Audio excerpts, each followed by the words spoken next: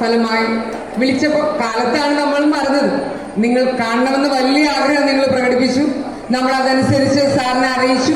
വളരെ സന്തോഷത്തോടെ നിങ്ങളെ കാണാനെത്തുകയും നല്ലൊരു മോട്ടിവേഷൻ സ്പീച്ച് തന്ന് നമ്മളെ സന്തോഷിപ്പിക്കുകയും ചെയ്ത ബഹുമാനപ്പെട്ട നമ്മുടെ ആക്ടറിന് എല്ലാവരുടെയും പേരിലുള്ള ഹൃദയം നിറഞ്ഞ നന്ദി.